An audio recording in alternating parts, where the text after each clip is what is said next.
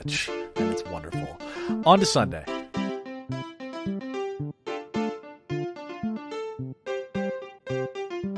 That being said, like whatever he does do next, I hope it's not in the UFC, just simply because it's clear that he's completely outmatched and out of his depth in this world. If he wants to continue fighting, absolutely, but he should go and do it on the level that he's going to find some success and some level of fulfillment. He's in the UFC because the UFC would have been really stupid to not sign and book him, because he's, money. He's box office. He's dollars at the gate. But he was never, unless he was going to go in there against a complete bum, like unless he was going to go in there and fight me, assuming that I could get to light heavyweight, which I think is what Punk was fighting at. Like that would be the only opportunity that the Punk would have to win, is if he was fighting me. You know what I mean? Like, and quite frankly, CM Punk would kick my ass. But like for him to be going in there against a trained fighter, and I think Mike Jackson has like a jiu-jitsu and boxing background, which is just going to completely outmatch Punk. Like he's got, he's trained some, but he's got a level of training that like is equivalent to, a person who's never fought professionally before. So he certainly did a lot better against Jackson than he did against Mickey Gall a couple years ago. And he seems to be in good spirits about it, if you are to believe his Twitter. I just, I hope that going forward he has this, weight off of his shoulders that this trial is over. And he's done the UFC thing now. I hope whatever he does, he finds success in whatever he does next. He still is still writing some comic books for Marvel. So he's living his best life, man, and that's, I'm happy as a fan of Punk. I'm happy for him. I would personally love to see him back in a wrestling ring again, because that is the area that I have most enjoyed him in my life. But you know what? If that's not going to be making him happy, who am I to judge, type of thing. I just hope that he does find happiness going forward. Anyhow, that is enough procrastinating. Actually, I think Windows needs to update my system, so I will allow it to do its updates while I guess maybe get a coffee. And then I'm going to sit down and I'm going to actually do some work. No more procrastination. I'm going to get on to it. On to Monday.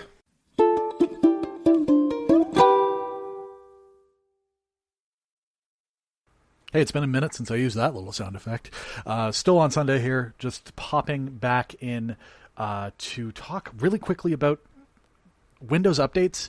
I'm taking some time away from my Factum because my brain is killing me right now. You may have noticed this if you follow me on Twitter at Jibberdy, Jiberdy. I say it at the end of the show every week. I don't know why you guys aren't following me. It kind of hurts my feelings. Where was I? Right. It took like an hour and a half for Windows to update. Now, I don't have the greatest computer that I record this show on and generally speaking, do like my word processing on for school. But my God, like, how is it that we live in 2018 and it takes an hour and a half for Windows to update? And it's so fucking pushy about it. Like, generally speaking, like I've seen a lot of people have complaints about Windows 10. I'm on board with it. Like, broadly speaking, I think there's some areas that I haven't quite worked out how I want to improve them. Like, I've gotten rid of Cortana because I don't really care about Cortana. I've got basically my setup here. Like I said, it's not the greatest computer. It's a secondhand, piece of hardware that, it originally ran Windows 7. So like the fact that it runs Windows 10 is pretty great. But like, my God, like it's really frustrating that it took that long. And like, it's so pushy to just be like, it was literally like, okay, I'm going to sit down and do my Factum now. I've done the quick recording that I needed to do for the show today. I'm going to sit down and I'm going to get to work. And it's like, hey, we got updates for you. Do you want to do them now or later? I'm like, well, later. And then like 5 minutes later, it was like, hey, remember these updates that we need to do? We should really do them. Listen, bro, I'm like busy. I got things on the go. You sure you don't want to do these Fine. And then it took a fucking hour and a half, like 90 minutes to update. I ended up playing some Fortnite. I just recently got Fortnite. Like I recently downloaded it. I'm bad at that game. But I have fun. The best I've done so far is I've made it to the top 3. because I hide. Anyhow, that's probably enough procrastinating for right now, because I do need to get this thing done. It's just very fiddly, and I don't like my imaginary client. Like, it's a real case that we're looking at, and everybody in it just seems to not be a good person, which is kind of what ends up happening a lot of the times. It's just like, you know what? Everybody was kind of at fault here, so we got to figure out who's most at fault. I don't like my client. He seems like a bit of a skis.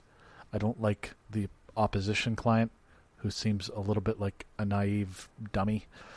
So, I don't know. I just got to get back to it, I guess. I'll see you tomorrow, I guess.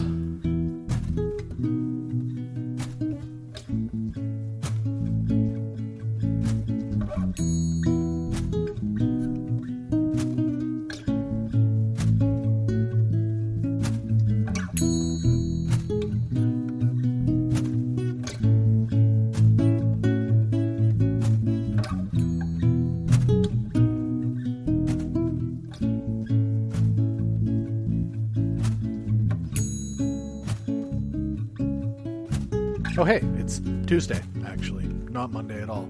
Somehow I forgot to save Mondays. I recorded Mondays, hunk of the show. Completely forgot to save it, apparently, like rookie mistake. I talked for like 10 minutes. I talked about like Theodore Tugboat. I talked about that crazy fire that happened out in Cole Harbor. Like, it's like 11 hectares of just like marshland and forest and like crazy fire that happened here in the Halifax Regional Municipality. And I talked about all of those things. Theodore Tugboat being over in New Brunswick for the summer and being super upset about that. I talked about the fire. And somehow it didn't save. You'd think I would be better at this, over half a year into it. But I guess, I'm doing this new thing this week, so I don't know. Maybe that threw me off or something. I don't know. I thought that I saved it. I'm gonna have to look. Maybe I clicked save as and I saved the actual file outside of the normal place for it. I don't know.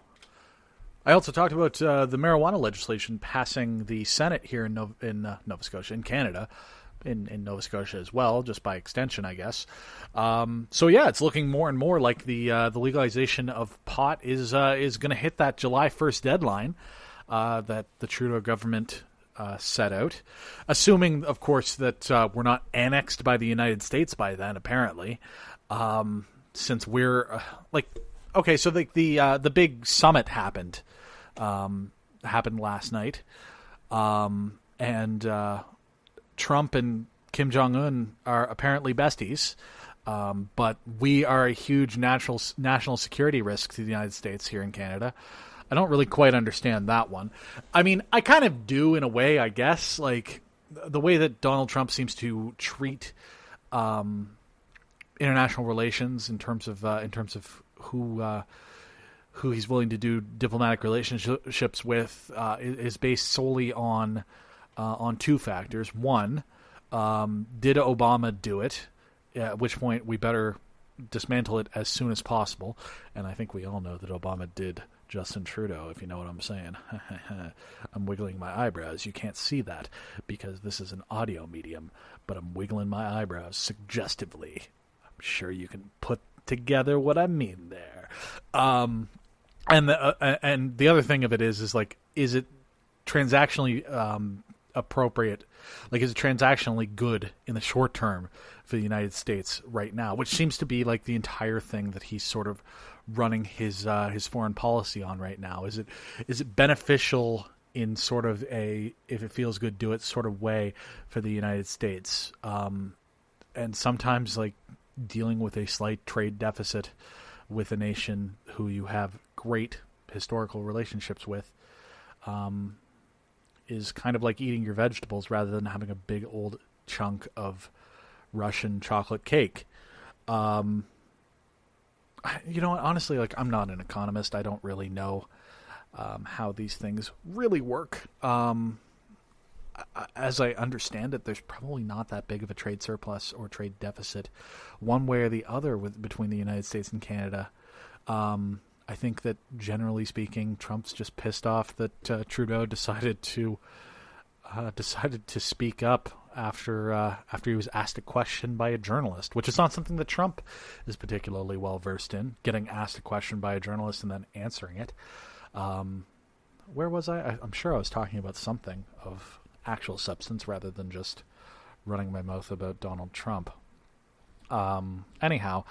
Yeah, Theodore Tugboat's over in New Brunswick for the summer. That seems like the most important thing I could possibly talk about at this point. You know what? Honestly, like I'm a little bit sad about that. Theodore Tugboat belongs in the Halifax Harbor, as far as I'm concerned. It doesn't belong over in St. John.